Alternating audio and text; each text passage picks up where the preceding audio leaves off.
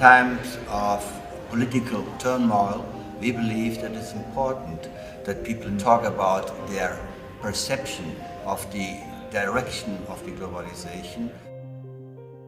We offer new perspectives. We work on new models for cooperation across cultural borders.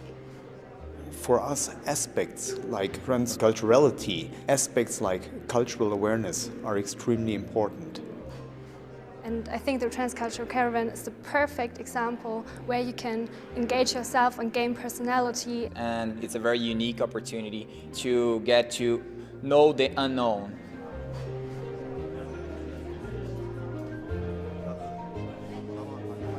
The Transcultural Caravan is a hub of global thinking, as we call it. There are different pillars. One is research, one is teaching, and one is networking.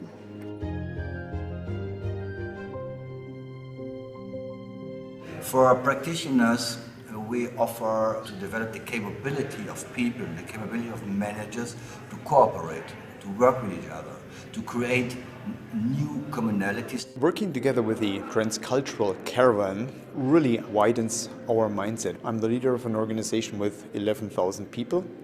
I think it opens up aspects for me, so when I come here and personally kind of listen in, I actually walk away being inspired and I actually think about, are there things we can do different, we can drive different in our organization.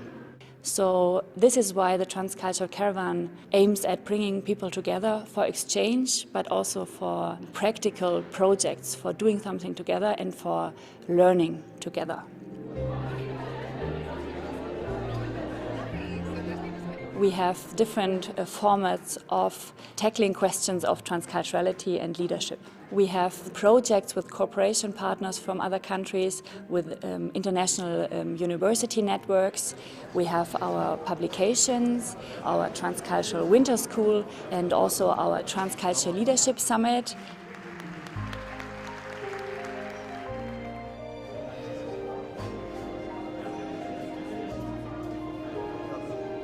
With the Transcultural Caravan, you can do a lot of things that you couldn't do in any other course. For example, you could do a research project and travel to Brazil and write your bachelor thesis about it.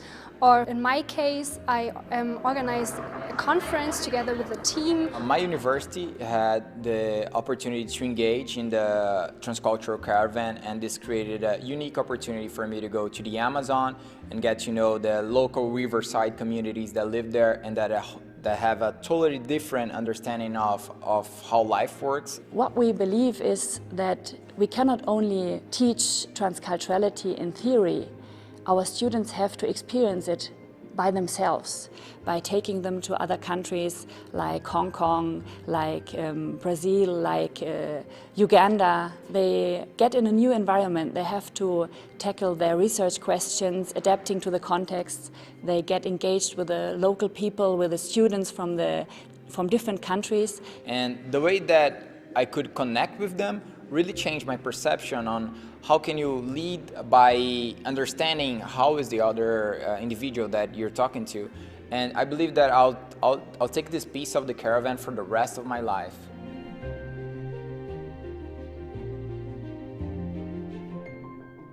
We believe that in our times it's not enough to look at differences, but we look at what it means to really cooperate, and we believe that this is something new.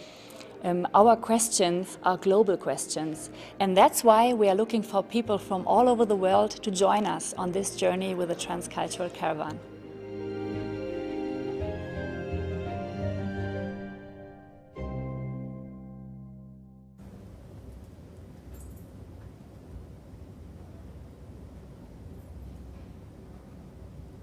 Good morning and a warm welcome from the University of Pretoria, the African Global University, as we kick off the South African satellite event for the Transcultural Leadership Summit. My name is Dr. Uleboheng Silibi, and I am Deputy Director of UP's Center for the Future of Work. And I'll be the anchor for the exciting panel discussion that we are having here today. But before we get to that, we are joined by a very special guest. Professor Derek de Jong, who is the founding director of the Albert Luthuli Leadership Institute here at UP. So let's give Prof. de Jong a warm welcome as he comes to the front to give us his welcome address.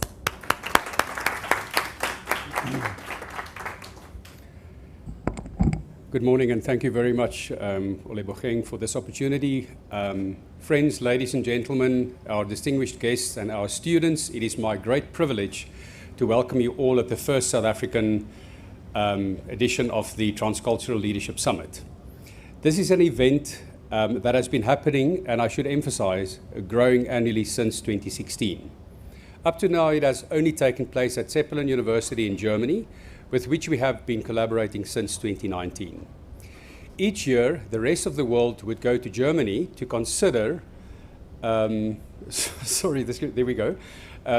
consider the cultural and resource for global cooperation. This year sees the first decentralized TLS, which means it is taking place at 4 locations at once, 2 in Germany, 1 in Poland, and 1 here in South Africa.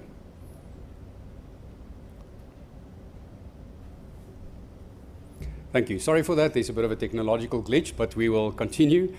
So there has been transcultural leadership summits in the past, and as we said, this will be the first one in South Africa. So ladies and gentlemen, please watch this space, because we intend for the South African TLS experience to grow from strength to strength. I would like to also ask if the technology team could, are you guys okay with the technology? There we go, sorry. I would like to say a few words on some of the sound TLS traditions that I've developed over the past years. It has always been a space for intersectoral dialogue. The TLS enables one to take a tour to the very first TLS in 2016.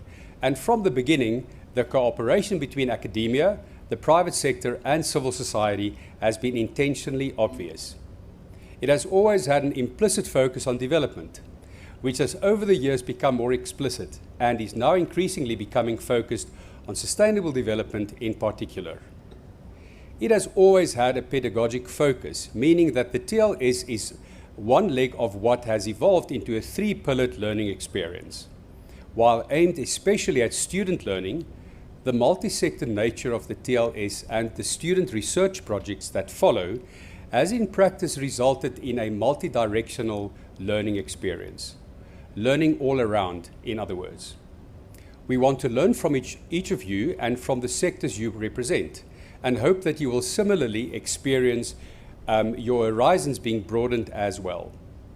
Finally, the TLS has always been organized by students.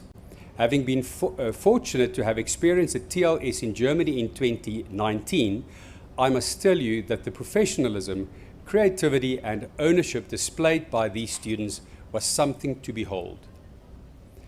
We were not yet able to live up to this tradition here in South Africa, but it is something we hope to grow from next year onwards. As for the rest, we have stayed true to the TLS values that have grown organically through the years. This should give you an idea of why you have been invited today. Ultimately, we hope that you will enjoy the day so much and buy into the TLS process. We also hope that you will partner with us for the future Transcultural Caravan events that we will organize. It consists of more than just the TLS, and ultimately it is about building strong relationships between the various partners. These partners being universities, the public and private sector, and civil society, all against the backdrop question of how transcultural competence may strengthen our collaboration as we attempt to advance the Sustainable Development Agenda and prepare our students for the future of work. This satellite TLS, which you are attending today, is co-hosted by the Centre for the Future of Work and by the Sustainable Development Solutions Network, SDSN, here in South Africa. While both of these happen to be housed in the Economic and Management Sciences faculty, they are both transdisciplinary in nature, transcending the disciplinary and even university silos, since the SDSN South Africa includes other universities as member institutions. Long story short, ladies and gentlemen, you are in good and in far-reaching hands today. and you are invited to open your minds to co-create and reimagine with us. May you have a wonderful TLS, the so-called South African experience. And may I also just once again thank our colleagues back in Germany, in Zeppelin, where the conference and the caravan is starting today. I know that it's going to be a wonderful experience like it's been over the past couple of years. And since I won't be standing in front of you again for the rest of the session, allow me to just express my deep appreciation to Dr. Jolanda Steenkamp, to Kama there at the back, covering the wings of this event also, and to the University of Pretoria for providing us this facility. Thank you also to Louis Kluter and his team, who always does a very, very professional job. And of course to my panelists, not my panelists, to the panelists. I won't be on the panel here today. And also may I express my appreciation to the Vice-Chancellor, Professor Coupe, who will be here tonight and will be addressing you as well on his views. And last but not least, Ole, thank you very much. As usual, everything runs smooth with you at the facilitation chair. So thank you very much, and really enjoy your day. And those of you who are tuning in online, I know there are many of you. May you have a wonderful experience, and hopefully next time we'll see you around. Thank you very much. Thank you. Thank you. Thank you so much, Prof. de Jong. Thank you. And we certainly are very excited to be part of this space for intersectoral dialogue. So today we are joining part of a huge global event that is happening, and we are joining you also from the University of Pretoria's EMS Research Hub. So for those of you that are joining us virtually, please use the hashtag TLS2022 to engage across all social media platforms. So please do ensure that you engage with us there. And we are now going to have an engaging panel discussion. So I'm so glad to see all of my panelists here, right? A great panel discussion, and we're going to get into the topic of South African futures, which focuses on work, sustainable development, culture, and leadership. So let me start off then by introducing my fantastic panel. First, here in the center, I have Dr. Bernice Sadfontein. Hello, Bernice. Thank you for joining us today. So she is a research associate and part-time lecturer at the Department of Systematic and Historical Theology here at UP. And also in her research, she specializes in science and religion discourse, and more specifically, how evolutionary theory can be usefully applied to interdisciplinary Christian theology and ethics. And she earned her PhD in 2018 from the University of Pretoria, and also she is a minister in the Dutch Reformed Church. So can we put our hands together for her? And thank you for joining us, Bernice. And then next, all the way to my right, I have Dr. Sean Kruger, who is actually a colleague of mine at the Center for the Future of Work and is a specialist in strategy and innovation. Very exciting stuff, considering how emerging technologies interplay towards an ever-changing future of work. He also has knowledge in several sectors such as energy, finance, agriculture, ITC, and higher education. And he has a master's in information technology and another in financial management. He also has a PhD now that he recently got and which is focused on how to adopt and leverage smart technologies for the fourth industrial revolution to drive innovation and capabilities. And using his expertise, he looks to guide policymakers and leaders to create ecosystems and change agendas to navigate our new paradigm towards sustainable value creation. So thank you, Sean. Thank you for joining us. And then we have a very special guest who is joining us virtually. We have Lucia Vasquez, who is joining us from Spain, which is super exciting. So she is project manager of SDSN Spain, where she runs the cultural education program. So she is an art historian with more than 15 years of experience in the artistic and cultural sector and in the non-formal education environment as well. So in 2014, she came into contact with the SDU SDGs and decided to focus her professional trajectory on the intersection of art, education, culture, and sustainability. So she designs, coordinates, and executes SDG projects for different institutions such as CFoW UNITAR or the Ministry of Education in Spain. And she's also the founder of Education and Sustainability, an initiative that aims to integrate the SDGs into the education system using artworks as a vehicle to reflect on sustainability issues. So she's also a Fulbright scholar who studied in Philadelphia, and she is also, or was, the head of the education department of the Museo Picasso Malaga. I hope I said that correctly, Lucia, from 2008 until 2016. So thank you for joining us, Lucia. So that's the practical experience of the transcultural experience, right? We can join in from all over the world. And also right here on my right, we have Dr. Tumeka Mashoba Ramuedzisi, who is a senior lecturer who also joined our team quite recently at the Albert Luthuli Leadership Institute here at UP. And she holds a PhD with a specialization in leadership, and professionally she's a chartered accountant and registered auditor as well. Her research areas of interest are accountability and leadership, and in the accounting profession, and also followership as well, with a special focus on implicit followership theories and followership schema. So today's topic is actually quite complex. Can we just put our hands together for Tumeka as we proceed? For our chartered accountant who has such great knowledge. And today's topic is actually quite complex, and we have a lot to talk about. So each of our panelists will explain their perspective on South African futures, this whole topic of work, sustainable development, culture, and leadership. So Dr. Sadfontein, we're going to start with you. You've prepared an interesting speech that you're going to deliver to us on human imagination and niche adaptation. So we look forward to hearing from you. Thanks. Thank you, Ale. Good morning, ladies and gentlemen and colleagues. It's an honor to be here, and thank you for the opportunity to be part of the Transcultural Leadership Summit, the South African experience, and also this panel discussion. I would like to start the exploration of human imagination and niche adaptation, or niche construction, with the question: how can our evolutionary story, the story of Homo sapiens, offer us insights into how to successfully navigate the multiple challenges that we face today? And now we can think of all the challenges also mentioned in this summit. An exploration of the evolutionary history of Homo sapiens within the context of niche construction theory reveals that our unique capacity for imagination and creative collaboration made us successful as a species. It is these capacities for imagination and cooperation that might facilitate us in successfully imagining and thereafter constructing new futures.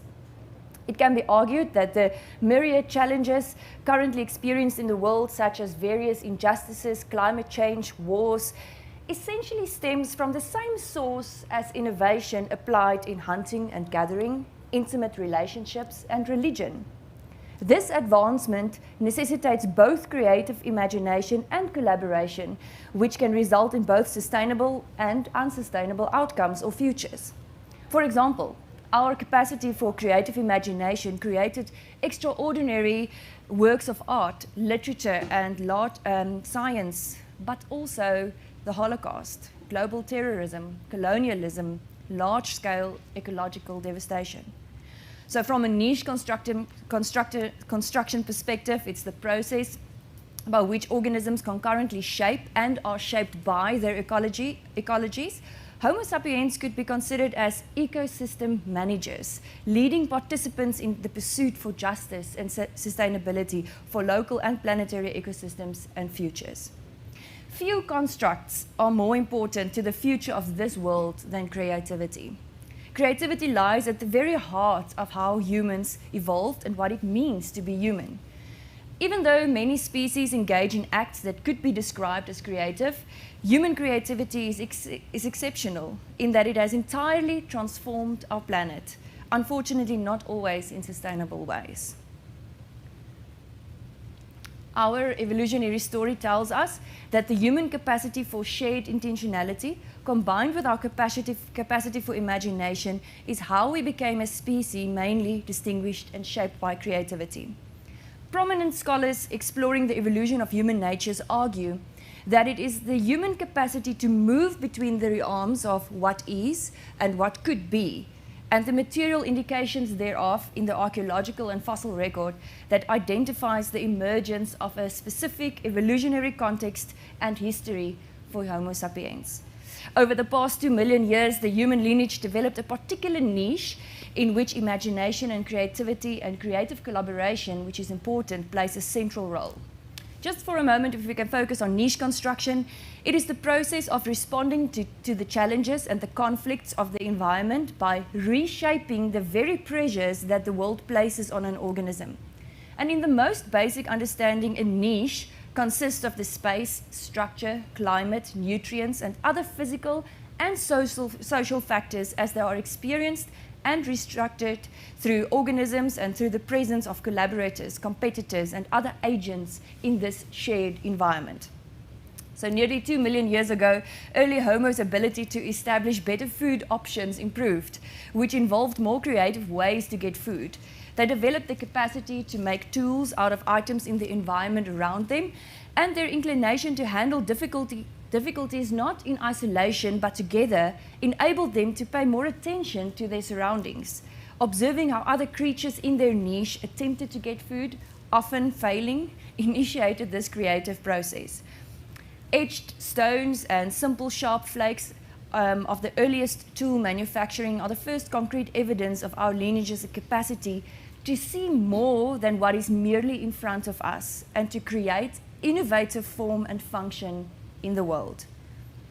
Now, human beings represent a minuscule percentage of living things on Earth. However, they managed to become one of the most significant forces of affecting all other life forms on this planet.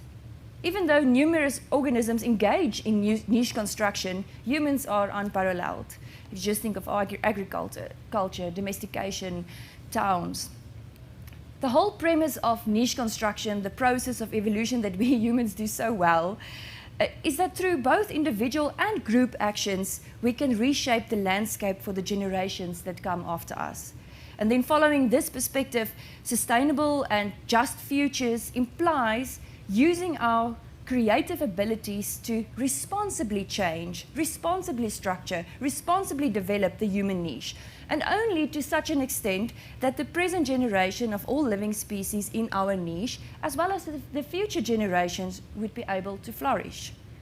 As primatologist Fuentes reminds us that being human is a creative process, and our ancestors set the stage for us by living creative and cooperative lives as both individuals and groups. It would be a shame if we let that go to waste. And understanding the details of how the human creative process worked concerning the way our ancestors dealt with the planet and with one another and channeled creative energies and capacities into ever-expanding innovations can give us a better grasp of our place in the world and help us shape our future. Our evolutionary story tells us how we came from a small group in the hominin lineage that expressed extreme forms of compassion, could make simple stone tools, and creatively cooperate to survive the challenges faced, to the creators of art, science, religion, cities, nations, and more. Once we recognize and value our ability to imagine solutions and realize them through creative, collaborative effort, the greatest challenge we face is managing the inevitable failures. Thank you. Thank you. Thank you so much. Can we put our hands together for that? Absolutely fascinating. Absolutely fascinating. I can't wait for us to get to the Q&A so we can ask you more questions, because that is absolutely fascinating. So thank you so much, Bernice, for that. I'm particularly interested in this concept of niche adaptation. So after this, I'm going to ask you a lot of questions. But it certainly was a great way to get this discussion started. So next we have Dr. Sean Kruger, who is going to talk to us and enlighten us about imagining the future of work. So I think it flows very nicely from that discussion, right? So imagining the future of work. So Dr. Kruger, the floor is yours. Thank you so much, Ollie. And I must say, I don't have my doctorate yet. I've passed, at least, don't worry, but it's yet to be conferred. Bernice, thank you for those insights. But I mean, from my side, imagine for a moment you're a miner 50 years ago.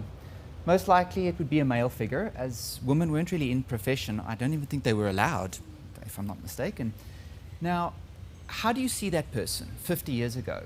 Perhaps dirty, tattered clothes, not extensively educated in general, and working a very laborious, intensive task. Now, in this sense, you'd probably be correct, because, I mean, that was them 50 years ago. Now, the mining profession has changed significantly to improve the safety standards as well as government and enabled by new technologies. But what about a different miner? What about a cryptography miner? Who do you see now? Who do you see as that person mining cryptocurrencies? I'm certain probably someone very different. Perhaps someone, those funky glasses, dressed nicely, or in flip-flops and slippers on a Zoom meeting, perhaps. But think about what work they do. Not only has the task of mining changed, of what they're doing, but where they do it, how they do it, and what kind of value they're creating. So in that sense, the term miner has drastically changed over the last years. So yes, miners do exist, but the concept of mining cryptography is also different.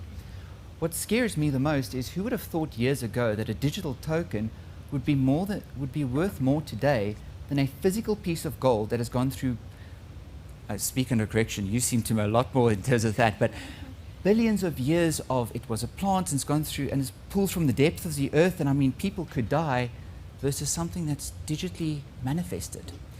So I mean, in that sense, we really are changing what we do, how we do, and where we do it. And at the heart of this enablement is the fourth industrial revolution, my field of study and play. In that, look, there are many arguments about the risks and the opportunities and the way people can be, disrupted in that. What can't be denied is that there are disruptions across all sectors because of what we do, how we do, and where we do it. For example, automation has been able to replace several areas that previously required human cognitive abilities. Think about a plane. Autopilot, I mean, back in my day, you saw the movies that pushed it and there the plane flew, and I thought, wow, that's amazing. Nowadays, you get planes that can fly themselves. Now, science fiction 50 years ago is becoming our reality today. And in that sense, we have enabled it, and our lives have become better about that. I can jump between devices and do several things. But at the heart of this is technology such as artificial intelligence, demand forecasting, big data analytics, machine learning, and blockchain. These technologies have supported various efforts to address not only effects of where we are, but also that of the COVID-19 pandemic, tracking movements, trying to mitigate the effects, 3D printing of ventilator parts quickly, addressing these needs quickly. There are several other emerging technologies as well, like the Internet of Things, the metaverse, nanotechnology, robotics, fifth generation connectivity, autonomous vehicles, and additive manufacturing.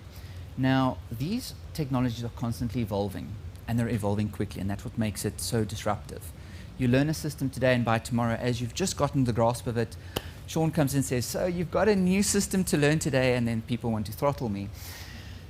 But with this extensive expansion of emerging technologies, there are then these several complexities that originate with it as well. And I mean, that's what makes it so very difficult, not only of the work we do today, but the very future of work we'll do tomorrow.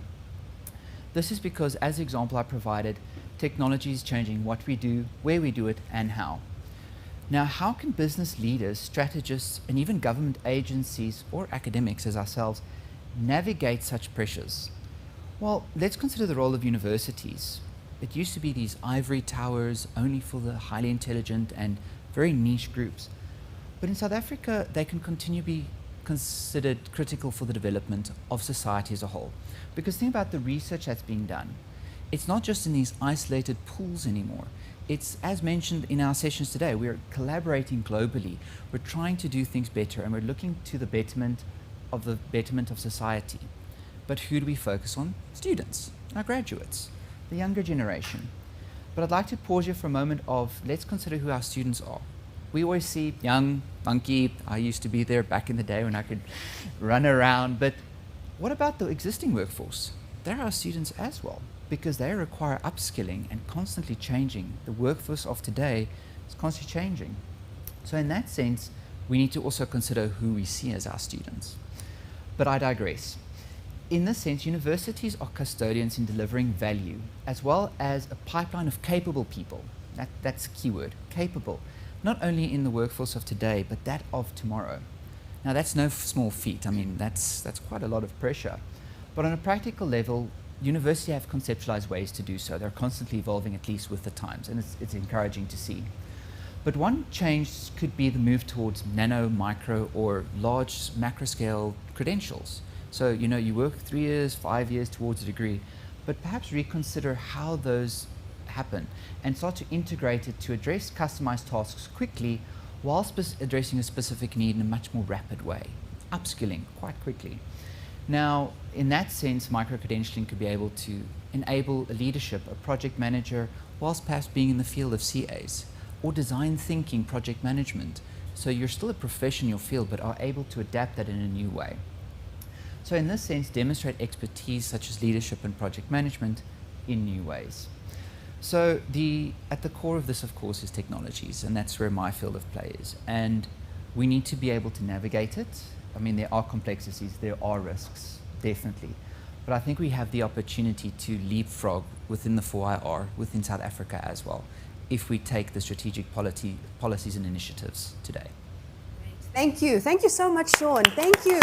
That was fantastic. Thank you. I love so much this whole concept of rethinking who a student is, right? We need to do that, right? We focus so much on, you know, the students that we see within the university, first years, second years, third years, but we have to broaden our understanding of that. So thank you for that. And also, it's very exciting to see the direction that technology is moving in, and that we get to go along for the ride is quite exciting as well. So next, we're joined then by our international guest, Lucia Vasquez, and she will speak on cultural resources for sustainable development. So, Lucia, we look forward to hearing what you have to say.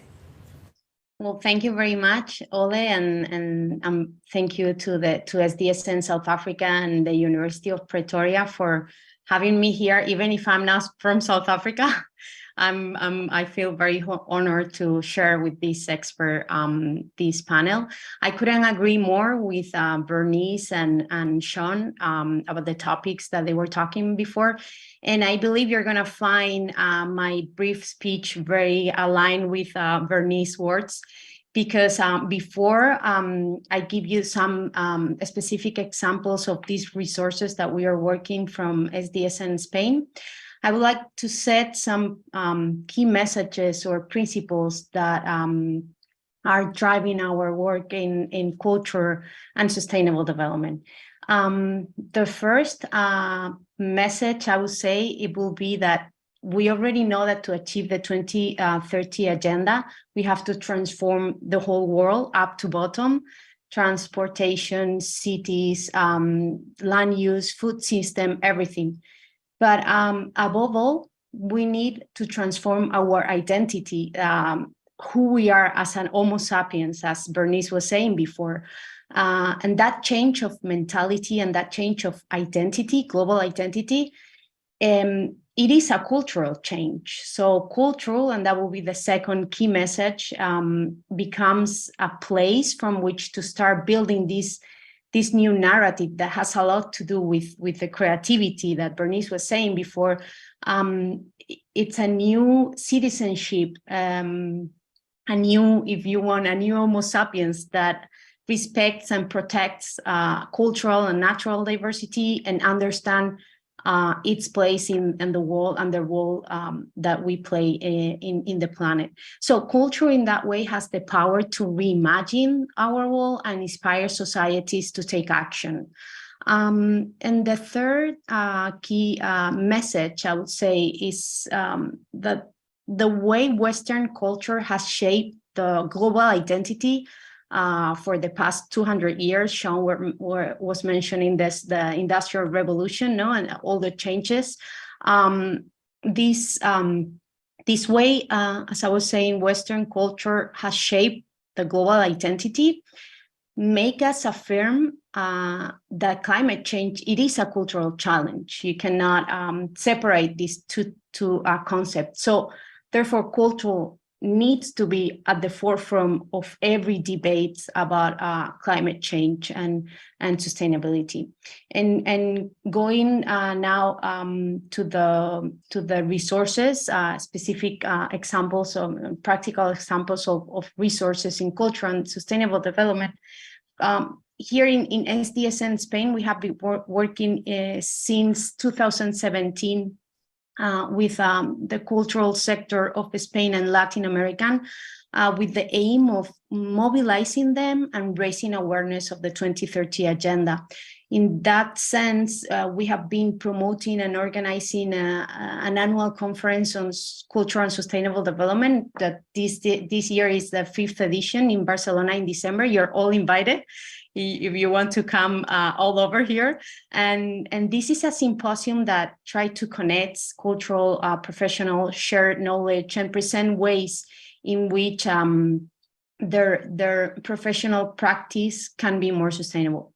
We have also created a digital channel webpage called sustainableculture.org, culturasostenible.org.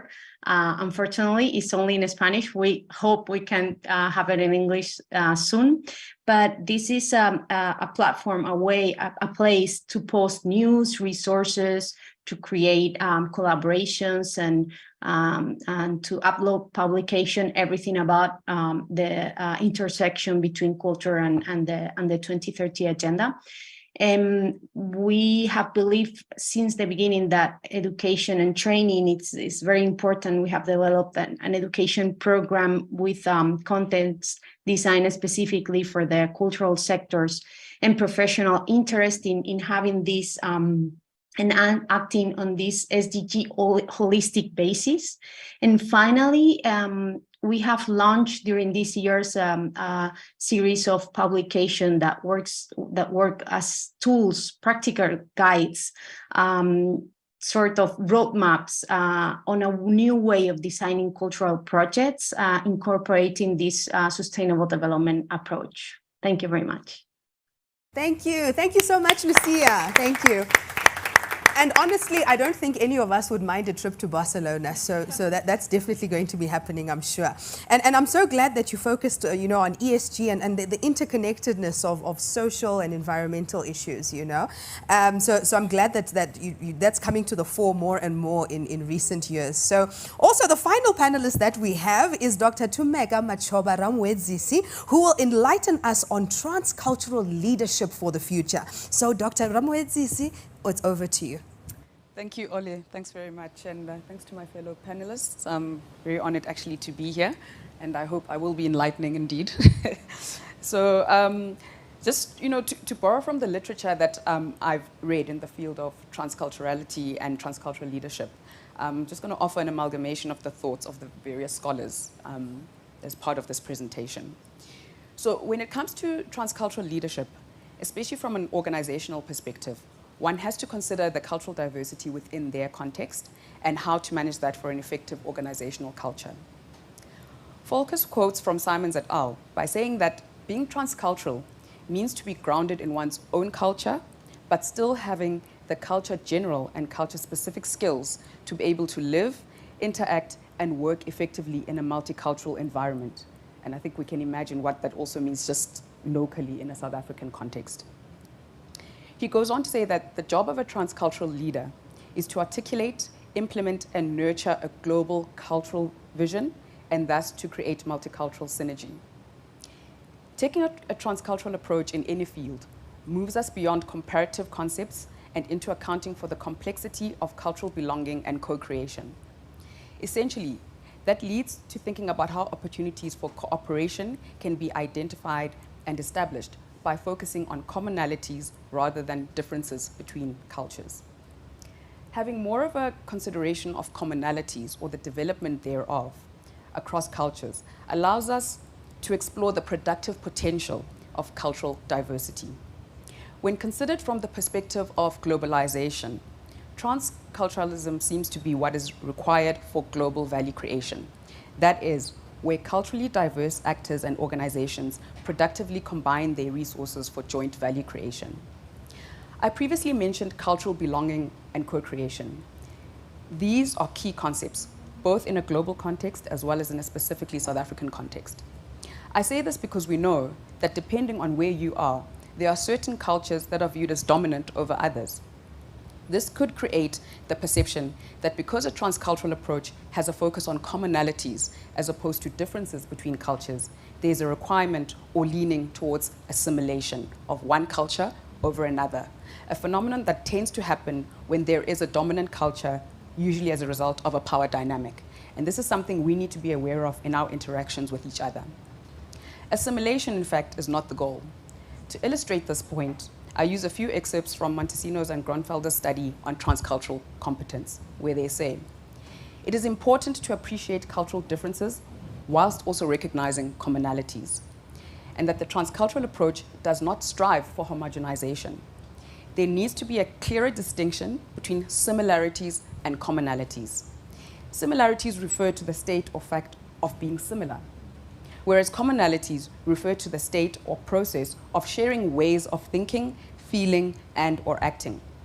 Striving for similarity may lead to homogenization, while striving for commonalities involves connecting and building relations, implying the acceptance of having something in common without being similar, and recognizing that one does not need to become similar to their counterpart in order to share a common understanding or meaning, even perhaps fostering more willingness to explore and achieve a deeper understanding of cultural differences."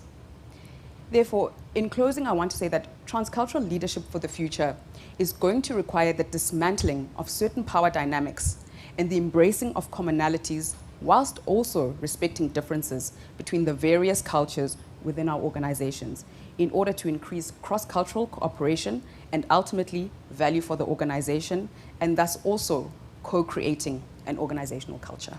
Thank you. Thank you so much for that. Thank you. Thank you. And it was enlightening, it was. And I specifically loved even the focus on the importance of cultural belonging and also the importance of co-creation, right? That came through quite nicely in your speech. And then the Transcultural Leadership Summit is all about co-creation. So co-creation is a core part of the Transcultural Leadership Summit. So if you're joining us virtually, please don't forget to use the hashtag TLS2022 if you'd like to connect with us. So that's really important. And then now that we've heard from all of our panelists, I think it's time for some questions. So it's time for us to ask some questions. So also, if you're joining us virtually and you have any questions for our panelists, you can just type them in the comment box on your screen. So the first question goes to you, Bernice. And the question is that creativity is core to the future of work. So how do you envision creativity and imagination being used to address some of our socio-economic issues that we face in South Africa and also in the rest of the African continent? Thank you. Well, that is a very good question. To address some of the socio-economic issues towards a more just and, we can say, sustainable future, we will need to revisit what humans do best, which is to be imaginative and creative about solving problems. Collaborate, cooperate, and exhibiting compassion, that's what we've been doing for about 2 million years, and it's got us pretty far. The collaborative and imaginative capacity for creativity enabled this suite of processes and capabilities that laid the path for our unique way of structuring this world, which entails the development of ethical and juridical systems, religious dogmas, and the production of masterful works of art. But I also mentioned it's the same capacities that tragically stimulates and facilitated more unjust societies that leads to socio-economic issues. So we clearly have an extremely powerful ability to control, construct, regulate, and destroy the environments that we exist in, which caused the critical social and environmental issues we experience today, as inequality, climate change, and so forth. So the human creative imagination and our reliance on symbolic, political, potential, and the practical are central facets of actually our global ecosystem, if you think about it. So if we just look at climate change, we can argue that our creativity applied in the commitment, investment, and devotion to drawing resources from our planet is not sustainable at the current pace.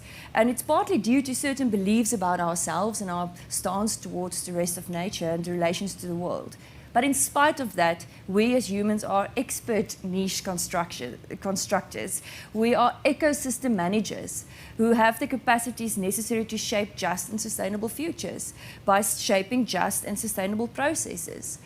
So our capacity for this creative cooperation, coupled with our imagination, is how we became how we are today. This realization should urge us to envision creative alternative possibilities for South African futures and for the flourishing of both human and non-human life.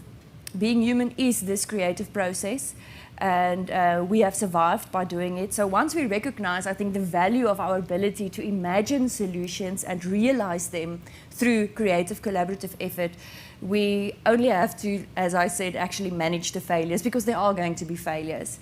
But the challenges we continue to face have grown in scale, I believe, as it is evident in our current crisis. For example, climate change and biodiversity crisis, it's comparable to previous mass extinctions.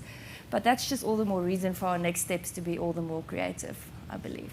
So sometimes, as bleak as it may seem, it's not always as bleak as it looks, and creativity sometimes is something that we take so much for granted, but it's core really to our development as human beings. So thank you for that, and I think connecting that as well to your question, Sean, based on even what Bernice has said about creativity and imagination, then what is your opinion then on the role of universities in preparing students for this future world of work that requires so much more creativity than it did in the past, right?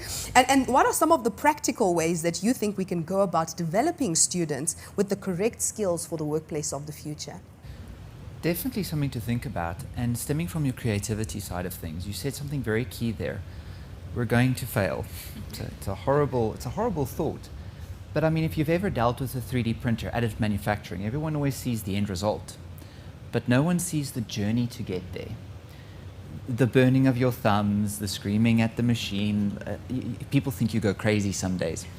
But in that sense, I think the university's role is to facilitate allowing students to learn. Yes, and accept that there will be failures, but allow them to be creative. Stimulate that kind of thinking that allows them to go, if this is a problem today, how do I do it? We operate in a macroeconomic climate today in South Africa that is rife with corruptions, scandals. We've lost, I think, 43% GDP growth over the last 10 or 20 years.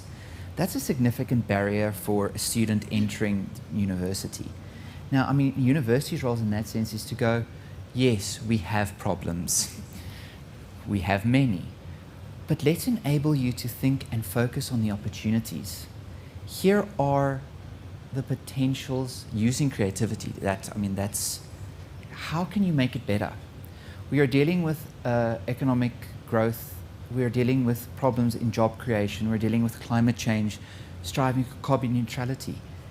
But let's enable them, and universities' roles, and to enable our students, and like I mentioned before, who are our students, graduates and the workforce, to be able to think of solutions, enable that creativity, drive innovation, and at the core of which we can try to imagine them and facilitate them in a practical way. These are the technologies that are available to you to do that better and in a more efficient way.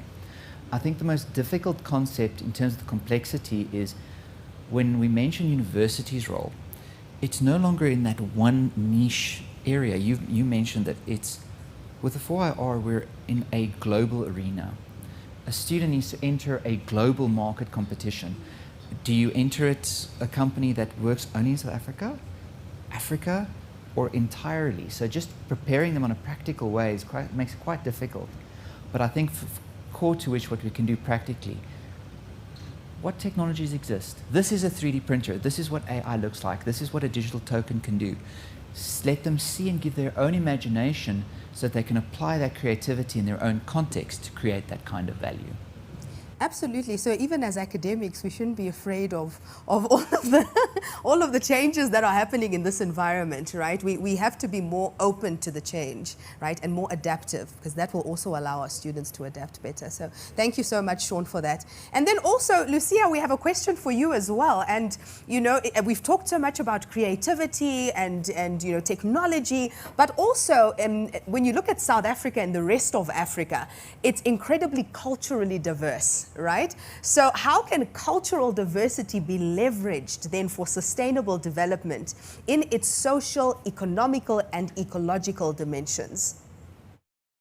Well, since I'm not a South African expert, I will give you my vision, more like global vision, but I believe it is also useful for the South African context. And I would like to build upon that idea of that Professor Tumeka said about dominant culture creates dualism. You have to choose one of another, but that concept of transcultural leadership that embrace cultural diversity at the same time that you are in a multicultural context. I think that's our reality these days. So cultural diversity is transversal to the 3 dimensions of sustainable development. For example, in terms of ecological dimension, keeping cultural diversity means protecting the biodiversity. For example, the Convention of the Protection and Promotion of Diversity and Cultural Expressions held in 2005 by UNESCO states that the diversity of cultural expressions, it's a characteristic of all our societies, and it's clearly dependent on natural ecosystem with which they interact. So it's this holistic vision of cultural diversity and biodiversity that that defends the 2030 agenda. Talking about, for example, the economical dimension, cultural diversity is a driver of sustainable tourism and a way of life of local and indigenous communities all over the world.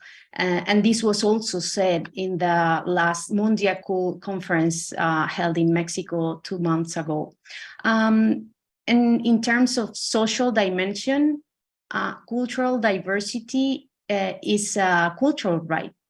We people have the right of enjoying and have access to our cultural life, to participate in the cultural life of our community.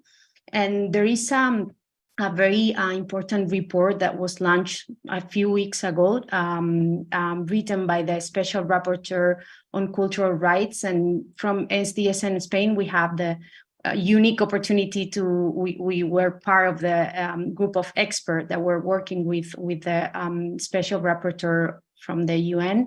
And she focused on the relation between the cultural rights and the 2030 agenda. And I would like to quote her because she said, to be truly inclusive and human rights-based, alternative vision of development have to be considered, and local populations allow it to make choices according to their values, their cultures, and philosophies. That means that sustainable development should be self-determined and community-led. And of course, above all, cultural diversity means the values that we are going to pass to the next generation. So it should be at the core of every approach to the 2030 agenda. Great, thank you. Thank you so much, Lucia. I think you raised some very, very important points. And the one that stood out the most to me is this whole idea as well of rethinking what development looks like, what it means to be a developed nation, right?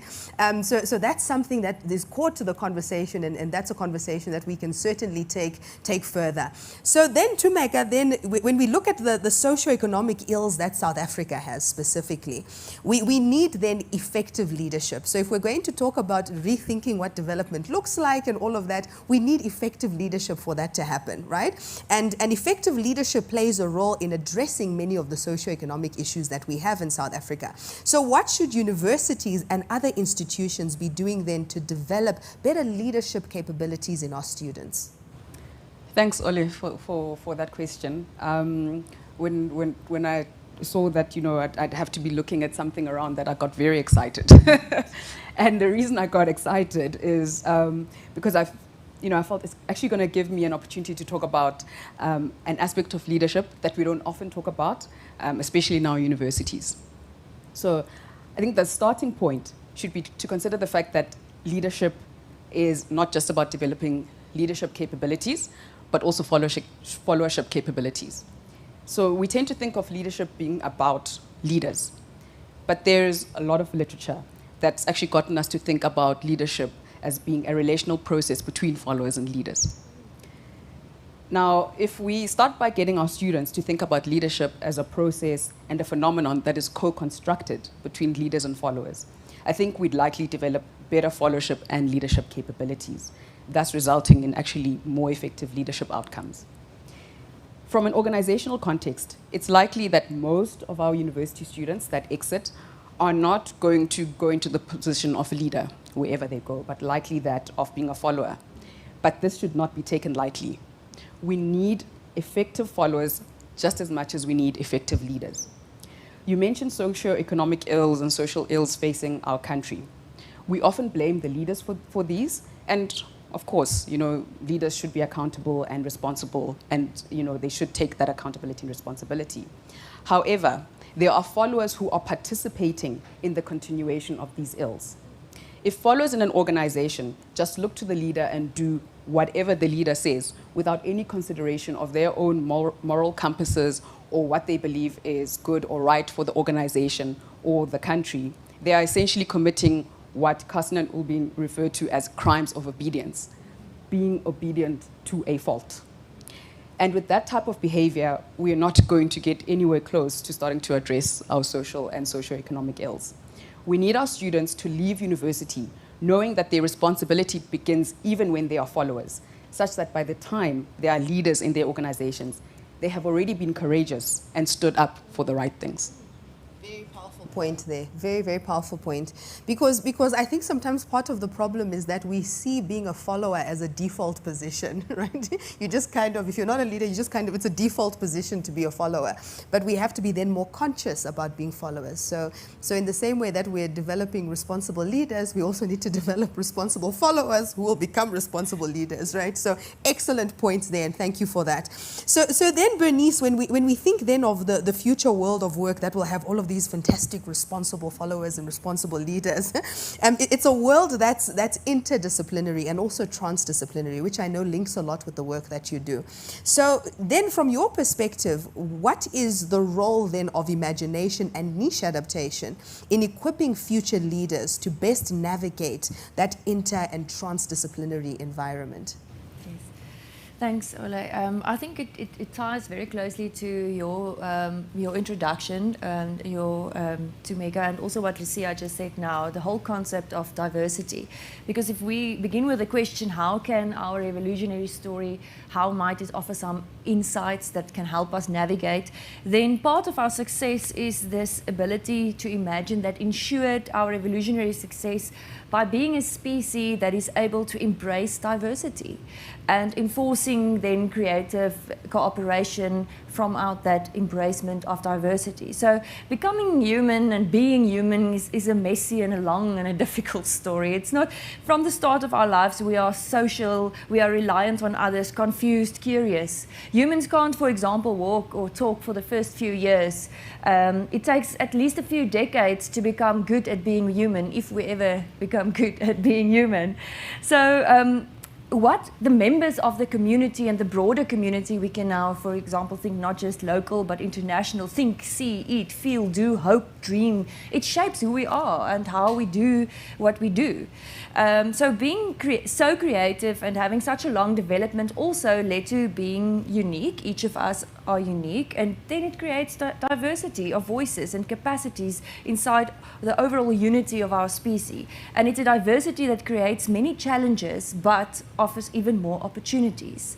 So if we apply this to the future of work and disciplines of work as well, as young leaders seek to fulfill their respective potentials, they must recognize the need, firstly, to cooperate with others. It is a need, and we must recognize it. And we must recognize the need to engage in trans and interdisciplinary conversations on critical issues that you can, almost all issues that you can think of now. Cooperation among members of a community across ages and genders from the very first day of our lives is our way of being in the world. And this pattern comprises innovation, sharing and teaching, communication and complexity, conflict and challenges, even failure, as we mentioned earlier. So young leaders should recognize the value of collaboration. Working in isolation becomes sort of this damper on creativity as well. Rather, we should use our capacity to envision the huge contribution of inter and transdisciplinary study and conversation. Transdisciplinary work starts by bringing together all agents affected by the problem. And here lay or academic or specialist agents take part in framing the problem, which can then be turned into appropriate disciplinary questions. I think of one transdisciplinary theologian, which is very known for his transdisciplinary work, Wenzel van Heijsteen, and he explains this concept of transversality and the importance for us, especially when we think about issues of being human and how it relates to our environment and socio-economic, socio-economic realm where we are living in. He says that transversal reasoning promotes different, non-hierarchical, but equal, legitimate ways of viewing specific topics, problems, traditions, or disciplines, and create the kind of space where different voices need not always be in contradiction or in danger of assimilating one another, but are in fact dynamically interactive with one another. And that is very crucial when we think about ethics. To work transdisciplinary, when you think about issues of being human, will help us to be more responsible when we think about socio-economic issues and ethics. So, as is evident in this conversation so far, it goes way back, and we should actually just draw on that resources. I mean, in the deep past, when we lived in small foraging groups, each member of the group had very much in common with the other, and that homogeneity fostered their understanding and communication and collaboration, but that triggered some sort of creative process. But as humans began to expand and develop, the groups got bigger, communities merged, roles differentiated, the social and ecological challenge diversifies. Having variation in experiences, opinions, and perspectives within communities became necessary. It became a necessary fuel for creativity. And eventually expanding beyond individual groups, mixing and reacting ideas, processes and traditions became the way in which humans innovated more effectively. So this human pool of creative options is now rooted in access to some degree of diversity. And that we are fortunate to access that pool when we work interdisciplinary and transdisciplinary. And I think if we lose that diversity, not just in local communities and in local engagement, but also international variation in thinking, and if we lose variation in seeing and perspectives, we have less to draw on when we get more challenges and when the challenges arise. Thank you so much for that, Bernice. And I can't remember how you phrased it, but you phrased it so beautifully. That, you know, the fact that as human beings, we have to understand and acknowledge and take seriously the fact that we need each other in order to move forward, right? So this idea of co-creating development together is so important. And hopefully that's what the world of the future has in store for us, right? Is you know, understanding that we need to work together. It's not something that we can live with or without, right? So that was a great point. So then just linking it again to this whole idea of the future and the future of work, we talk a lot about futures literacy, Sean, you know. So if you could just enlighten us a bit, because this is a topic that everyone's talking about quite a bit. Enlighten us on why futures literacy is important to organizations and to leadership as well. A good question, and funnily enough, I'm also going to go back. Let's make it a bit practical. If you were now a kid, what are the two no's when you were a child? Do not talk to strangers. And then if you do talk to a stranger, what's the worst thing you can do? Climb into a car with a stranger. And yet, not 2 days ago, I spoke to a stranger and jumped in the random stranger's car. Oh wait, I paid for that service, not to mention it as well. Now think about futures literacy when that was invented. Technology was the enabler of the innovation that we know as Uber and hailing services and those kind of things. Futures literacy back then is enabled that person to think, imagine, create. What would they like to do? What's their problem?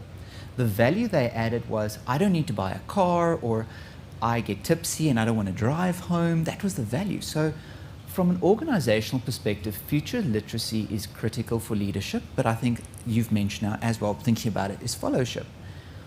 How do I want my future to look?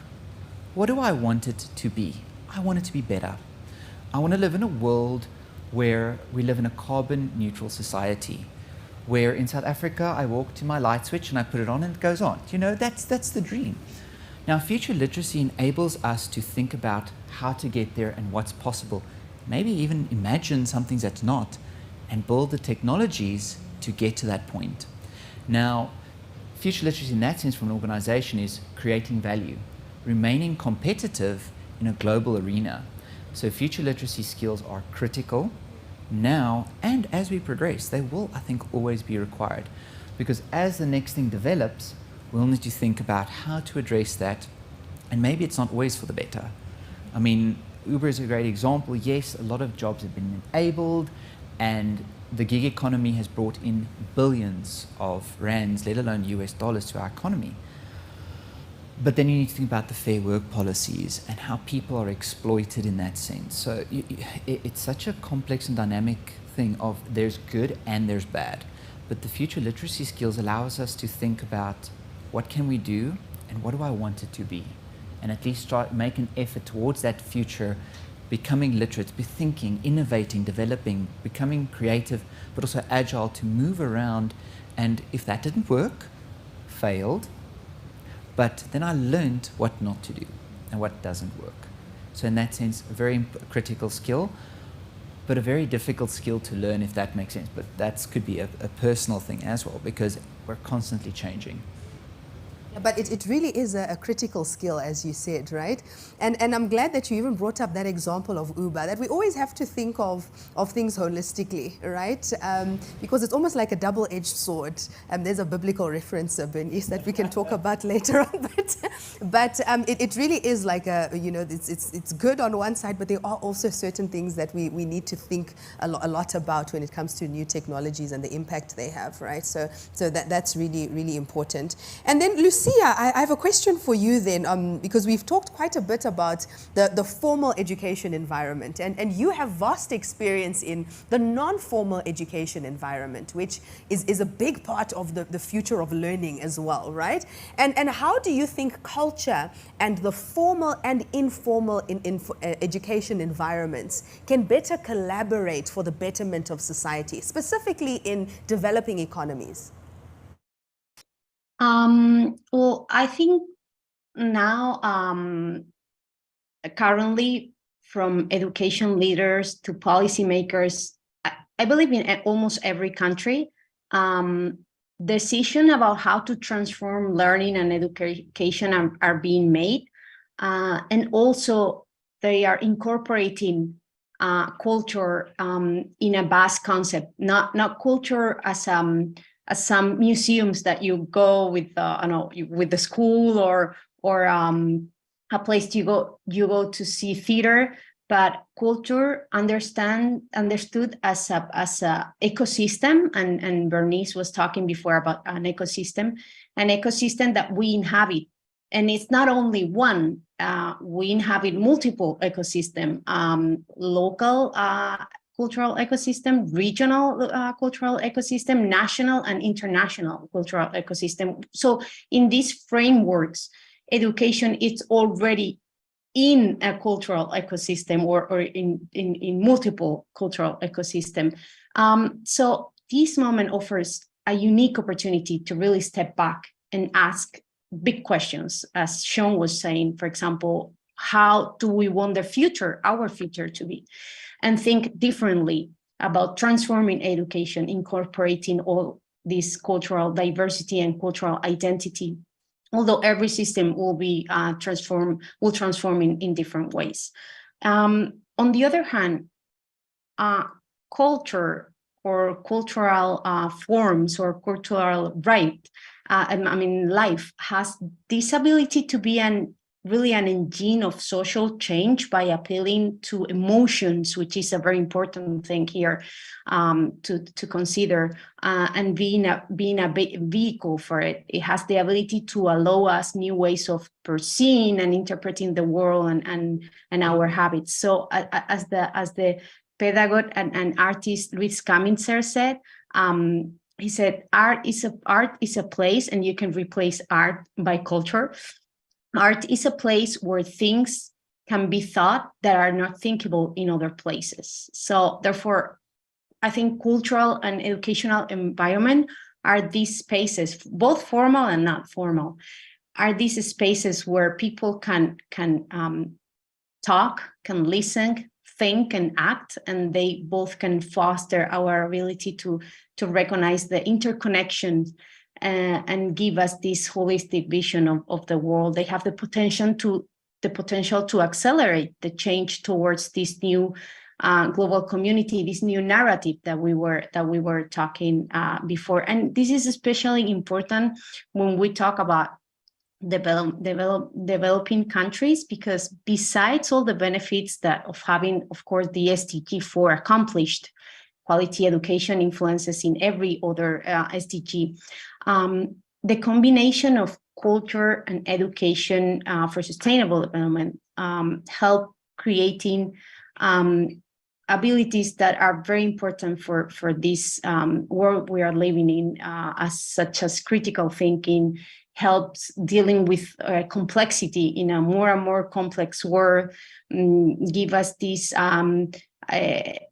idea of living in multiple cultures that we were talking before, and it challenges and build a system of values that has to do with give this creative collaboration that Bernice was mentioning before, and has to be with creating this new system of values that are aligned with the 2030 agenda: collaboration, empathy, solidarity, values that are inherent in our human being, but we need to really believe in them and start putting them in the forefront again. Absolutely, and you know, that's why events like this are so important, right? And even this whole concept of bringing the formal and informal education sectors together. You know, that collaboration between the two sectors is very important for the future of education, the future of work, and all of these important concepts that we're talking about today. So then, Tumeka, you know, because you talked a lot about followership, right? And you mentioned that followership is very important for successful leadership, or for the successful leadership process. So what shifts have you seen in the perception of leadership over the past few years? And what predictions as well, because I'm very interested in that too, do you have regarding changes in the qualities or characteristics of future organizational leaders, particularly when it comes to followership? Thanks, Ole. So looking into my crystal ball and making some predictions. I mean, Bernice, you mentioned this cooperation. We've been talking about that, you know, a lot today, cooperation and how human beings are creative and create together. And I think that, you know, leaders are going to have to be, you know, people who really believe or have strong co-production beliefs about leadership. And by that, I mean, it needs to be people who really, you know, buy into the fact that leadership is co-created between leaders and followers. And I say this because people, you know, with strong co-production beliefs and leaders with strong co-production beliefs will be more receptive, more positive to followers who take initiative, who challenge the status quo, you know, who want to take ownership, right?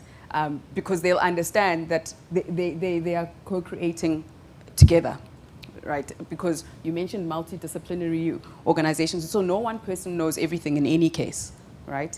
So if we have that kind of leader who's receptive to that, that will actually drive, I think, the organization forward and drive creativity. Whereas if we have leaders that have weak co-production beliefs, they are less likely to respond positively to that kind of follower. In fact, they'll probably view them as insubordinate and, you know, either really just try and, you know, put them down, or even, you know, more punitive actions against them, you know, within the organization. And that will lead to either somebody deciding, you know what, I'm no longer sharing what I know, my ideas, my thoughts, or even leaving. And either way, the organization is going to lose out from what that person has to offer. So I think, you know, what we require, you know, from future leaders is, like I said, it'll probably stem from good followers in any case, because if you were a follower who had strong co-production beliefs and believing that you were co-creating leadership with the leaders, you will then carry that through into your leadership and believe that you are co-creating the leadership with the followers.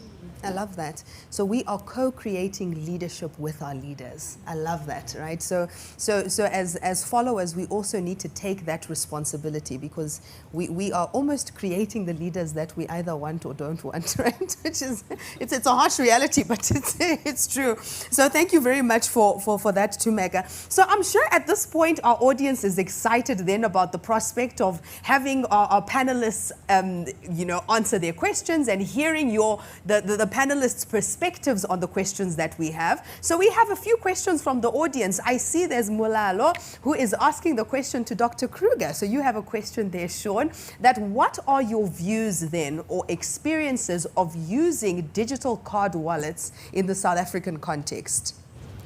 I want your crystal ball. You know what I do love about South Africa, I mean, I have traveled a bit, is we're very innovative. We're very willing to try. And I think that also comes from, I've been fortunate in my leadership experience to have that co-creation adding value.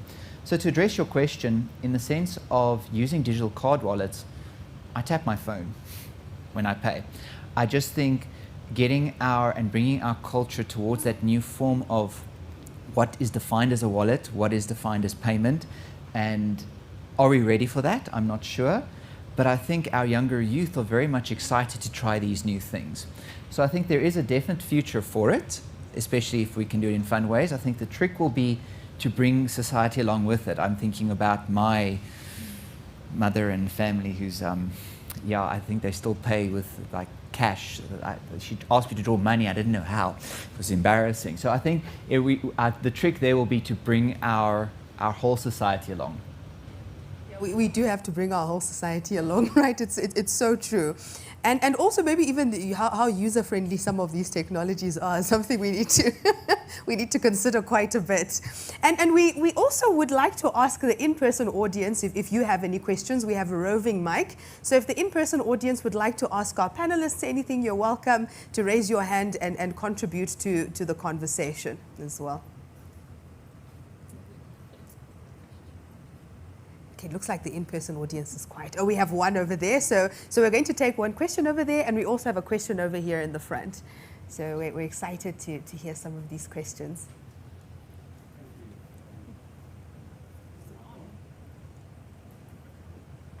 Thanks, Ole. So I think it was either Tumeka or perhaps Bernice yourself that spoke about power. Can't remember whether I think it was you, Bernice, or I think it was Tumeka, yeah. Now, I think power, the more we think about leadership as a co-creation process, as you said, which I fully ascribe to, I think that's anyway in a collaborative context where we know by now that to fix the world's problems, we're going to be having to collaborate. Now, in such a collaborative context, power plays a very important role, or power asymmetry, I think. And we often see that various role players to a particular context, wanting to come up with solutions to the world problems, bring their own set of power to the conversation, willingly or unwillingly. It's just how it is. So how do we deal with power or power asymmetries in the context of such a co-creation? And I would like to perhaps ask Tumeka's views, but also Bernice, from your perspective as human beings, can we ever relinquish power? Can we ever get rid of it, or is it part of who we are and we just need to basically deal with that in such collaborative contexts? Okay. You go first, please. Should I go for it? Yeah, and then the expert on human beings can follow. Because I mean, obviously, I'm probably going to speak more from experiential things and a leadership literature perspective, and that, of course, power will always be there, and the asymmetries or symmetries, which typically don't exist, of power will always be present. And that's why I said, we need to dismantle. It's such a conscious process. Just as, I was saying with the assimilation, for example, if we're not aware of the power dynamic that is existing in the organization or the room, we're not going to deal with it. So, in a South African context, for example, we know the complexities of our history and how that has shaped what a lot of organizational culture is and feels like. And if we as the, current and future leaders are not aware of what that is and how that is presenting and how we have to actually consciously say, you know what, I'm either the one with the power or somebody else has, and I think it's more important for those with the power to actually acknowledge it, because it's easy for me to see the person who has power over me. But, to say, I'm the one with the power, and I actually need to play quite a significant role in breaking that down, in dismantling it. Otherwise, I will never fully actually co-create with that other person. How do they fully bring themselves, and how do I fully accept what they have to say on an equal footing? And these things, they start from the smallest thing. Like I was just listening to a conversation the other day on a radio station, and they were even talking about how the way people talk, their accents, etc., actually create a trust or a distrust kind of feeling, depending, to the people who are listening to them, and for me, that's a power thing, because who decided which accent sounds more trustworthy than the other one, and so exactly. So using words like non-native accents, I was very perplexed, but nonetheless, the point is, maybe when you are now the leader, who essentially, there is a power asymmetry, and when I say leader, I mean in a hierarchical organizational sense. You actually have to be very conscious about how to dismantle that and get people to come and co-create with you. Otherwise, you're always going to have that barrier. Thank you. I think one of the concerns here is there's a quite sort of popular and dominant narrative that the way we got successful is all about power and fighting and all these violent aspects of being human that made us successful. But if we actually go back into the evolutionary history, we will see it's far actually less important being able to be equipped to fight well and so forth. I mean, the power and violence and dominance didn't make us successful. Actually, it would actually lead to you being kicked out of the group and not being able to survive because you were not a team player.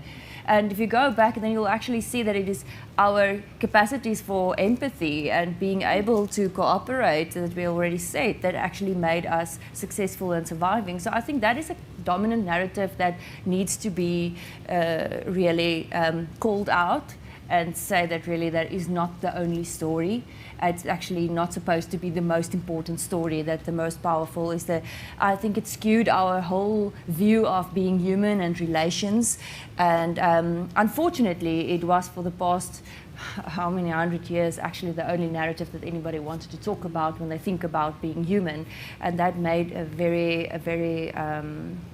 it gave us a very skewed picture of what it means to be human. So I'd say that if we once again just go back and dive into this richness of what do we have as human beings back in our history, what really made us being able to successfully work together, flourish, being the only species not extinct, I think then there's a whole richness there that we need to go and get and take, actually write a new narrative of what it means to be human that can actually help us now, because now we tend to fall back into these dominant narratives that we know it's not effective. It didn't lead us to a very wonderful place at the moment. If you in various areas, which with power dynamics, injustices, climate change, all of those, even that is seeing yourself as being more powerful and being more important than the rest of creation. Where if we go back, we are part and parcel of creation. We need to see our environment as our equal. That is where a lot of our issues come from, being in some sort of dominant place, having power over creation, and that is really, really harming. And it's actually just irresponsible way to look. We have all this sciences and all the research to our. We must just use it, and we must just go and look at responsible narratives of what it means to be human to take us forward. Absolutely. And you've all brought up such great points. I think we have another question here in front. But just in the interim, you know, Bernice, as you were speaking, it just made me think of when we talk about leadership and power, we have such stereotypically masculine ways of talking about leadership and power. And then you brought up this whole idea of empathy being an important part of almost like future leaders, right? And empathy is kind of seen as a more feminine quality, right? But it looks like we're having to rethink a lot of the way that we manage and lead people, right? It's quite interesting, and you know, it's quite nice to see the conversation moving in this direction. So we have a question over here. You can go ahead. Morning. Thank you so much for all of your contributions. I think it's a really beautiful discussion in its multi-diversity of where the points of view come from and disciplines. So the question I have is about empathy, right? We've spoken a lot about empathy, and you specialize in innovation, and you know, so I think one of the things that has really shifted the way that organizations work is practices such as design thinking, right? And user experience design and human-centered design. So I think an important question to maybe consider in the way that we build the next sort of working force is, how do we integrate practices such as design thinking into education, right? And how universities collaborate with their students and together in applying such practices. So the question really is, has the University of Pretoria started integrating this kind of stuff into their curriculum, or, you know, and has it actually yielded any results? Who wants to answer that? If I may. There we go. It's a fantastic concept, and I myself also work with design thinking, work with innovation, and I think what makes it a beautiful skill and tool and concept is getting your hands dirty. Putting yourself in the shoes of your user. I mentioned the digital money. Who is my user? If you think about a young student today, it's like, sign me up, there tomorrow. But what about someone who's never used a computer before? Within South Africa, I mean, our ranges of clientele goes from someone who's never seen a computer before to we are leading and pioneers in fintech. It's amazing what we do. Like, I'm even impressed. So there are aspects of design thinking that are currently happening in terms of what delivery in curriculum. And I do believe that it is going to be integrated, and I do have a vision for it, future literacy, to be a core construct amongst all our graduates, undergraduates, postgraduates, for them just to also start to think a bit more user-centric. Why are you doing it? Because what's nice about design thinking is you put yourself in the shoes, and that step one is empathy. Ideation is the fun side of the island. I love that side. That's where the tech comes in. But you think about the empathetic, why are you doing something? And at the end of the journey, it's value. So I hope that also it is starting, especially in our innovation ecosystems within the university and the larger South African market. But I do think as a core skill, it will hopefully start to integrate across all disciplines. Great, thank you. And thank you for a great question as well. So I don't think we have any more questions. If we do, oh, there we go. Yes, we do. Okay, so we have a question there, and then we have a question here, and then one there. So I think let's start off over here. Thank you, and thank you for such an interesting discussion. A question I'm from the private sector. I work for a major auditing company. It's been really interesting, the concept of future learning, you know, getting the workforce ready, talking about the importance of followers. I want to ask a question and almost flip that onto the other side.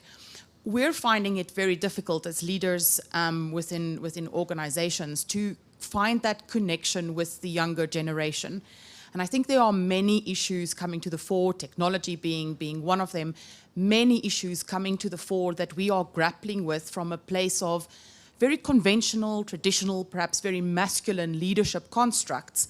And how do we break that down in order to enable the followers, in order to make that connection with our younger employees? So maybe future learning isn't only for your current graduates. Maybe it's something also for the alumni, and that we should be I was in London a couple of weeks ago, and our UK office has implemented a concept they call reverse mentoring. So you actually have the Gen Zs mentoring your partners or so, and I find that very interesting. And I think in a multicultural society like South Africa, it could be even more worthwhile. So, yeah, this idea of the dynamic in terms of age maybe, and how would you approach that, or what are you finding within that space, and just something to think about, you know, as I said, future learning for the alumni. Yes, absolutely. It's a great question and comment. So I think we can pass the mic to the other side. So you know, even the university definitely acknowledges the importance of you know, the future of work, and also reskilling, upskilling, all of that. And that's actually part of the reason that we started the center, is we know that the world of work is moving in a certain direction, but is the environment outside the university as well prepared for that future of work, right? And that's so important, and I'm glad that you even brought it up, because we are certainly making strides in that, and we'll definitely have a conversation after this as well. I'll get your details. So we have a question there. I think here we go. Good morning, everyone. First of all, thank you so much for this. It's very informative and really amazing.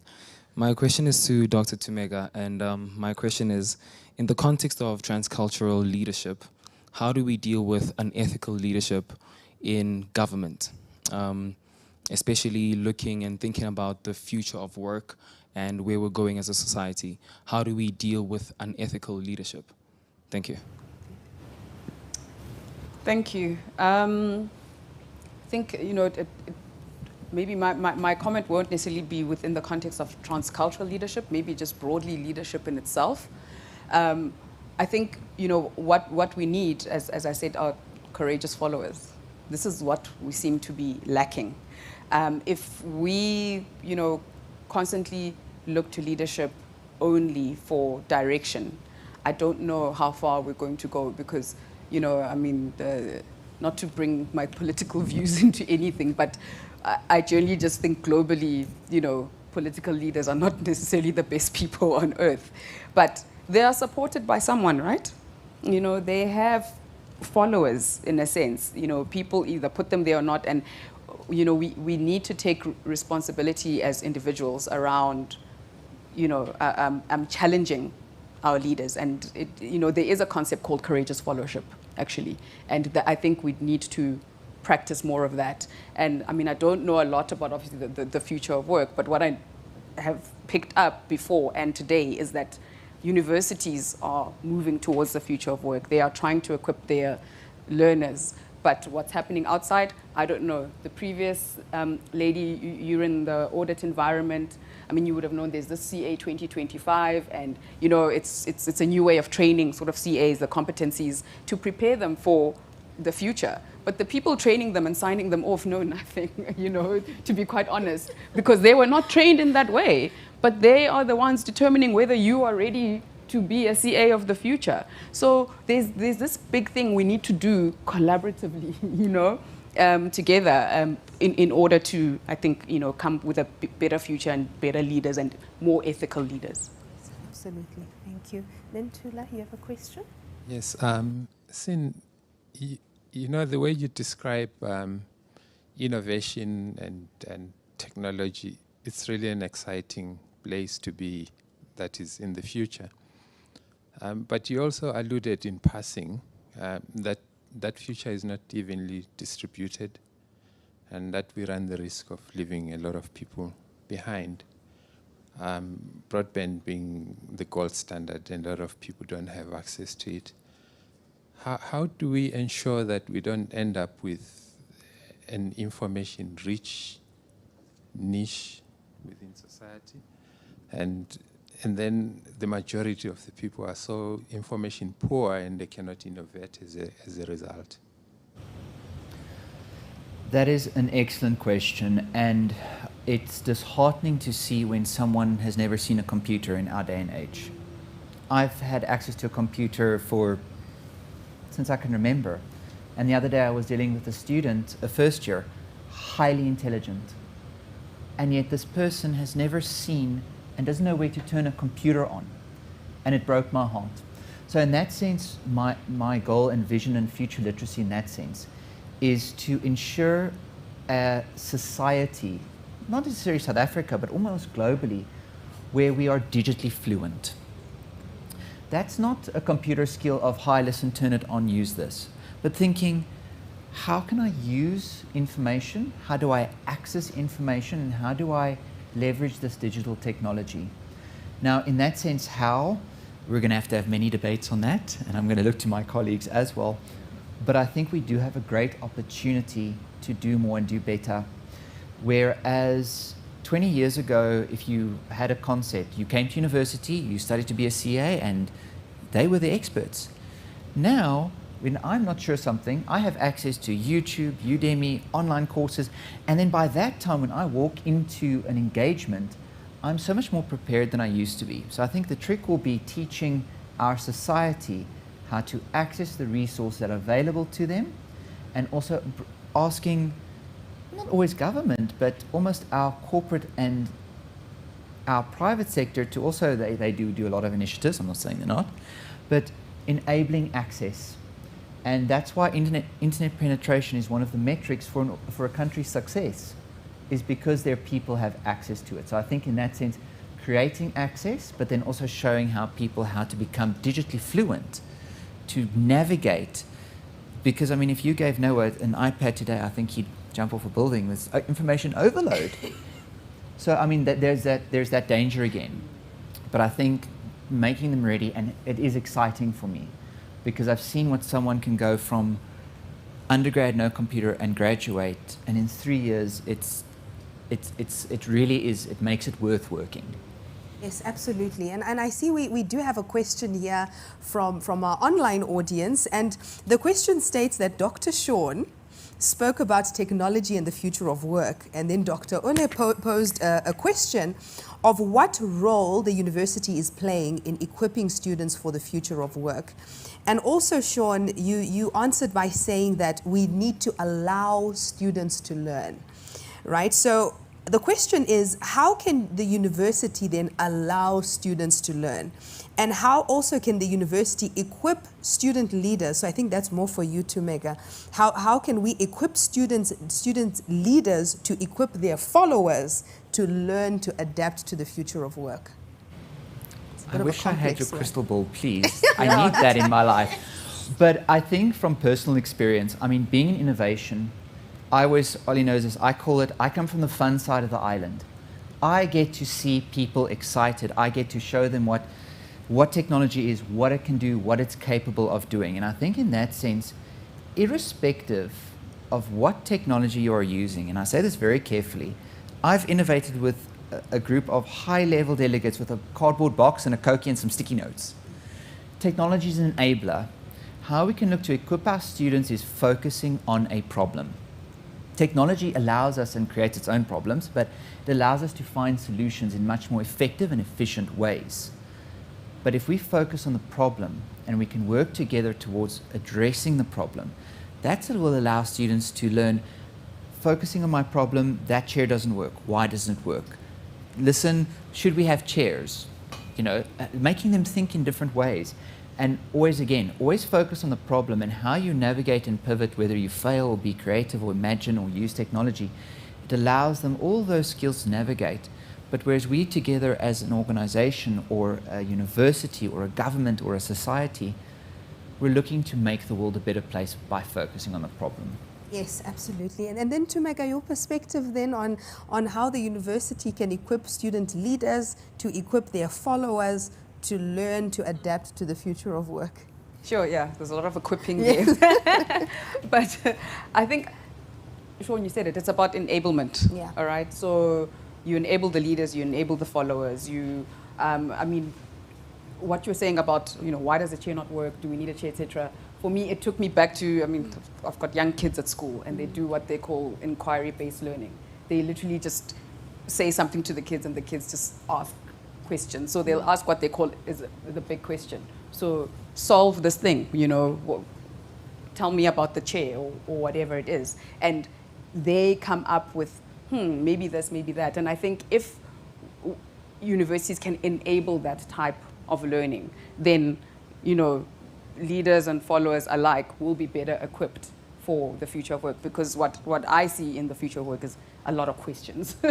You ask a lot of questions. You don't just let things be. There's a lot of challenging of status quo. So leaders and followers alike, challenge status quo, take initiative, take ownership. And Bernice, just some final thoughts from you as well. This whole idea then of equipping students to be good followers. From your perspective, especially from that evolutionary biology kind of perspective, what would you say are some of the best ways that we can do that?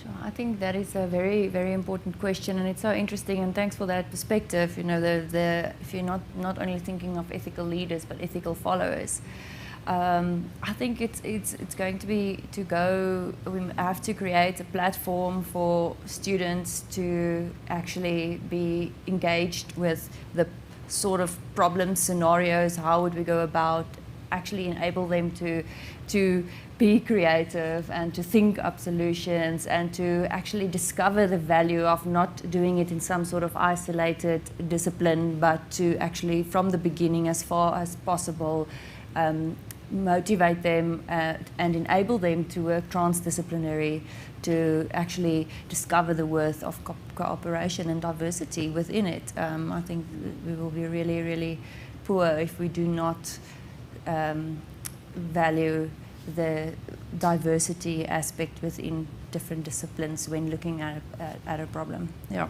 Yes, great. Thank you. Great way to end off our panel discussion. So can we just put our hands together for our panelists and for the fantastic discussion that we've had.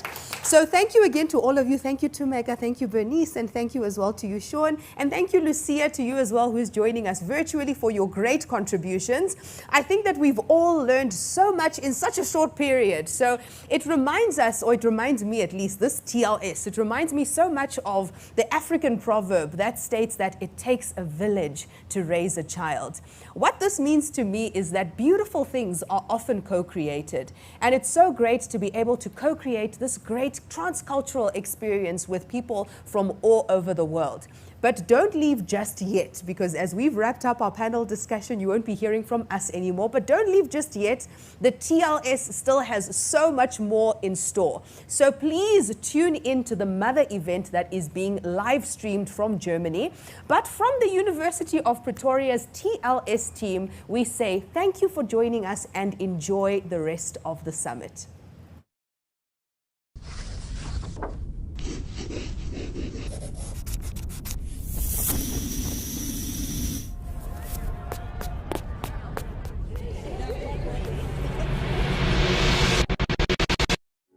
It takes future-focused vision to find ideas that become solutions to the world's most pressing concerns. Innovation and creativity are the sparks that ignite to transform lives and society, and these need space to grow.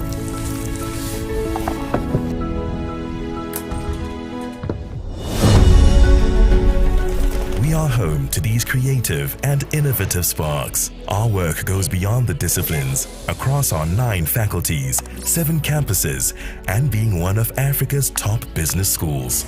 As an African global university, we stand proudly among the world's top universities. We remain at the forefront of universal discoveries and provide authentically African solutions to the world's greatest challenges and opportunities.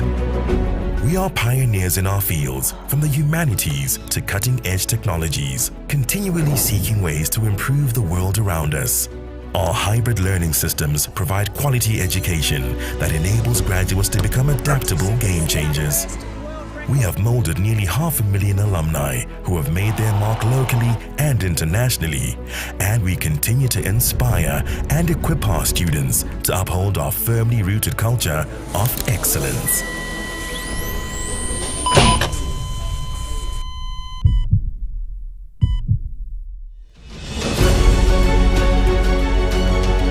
At the heart of what we do is our people. They are creative, critical thinkers who can shape society for the better, because that is how we teach, learn, innovate, impact, and live. We are the University of Pretoria.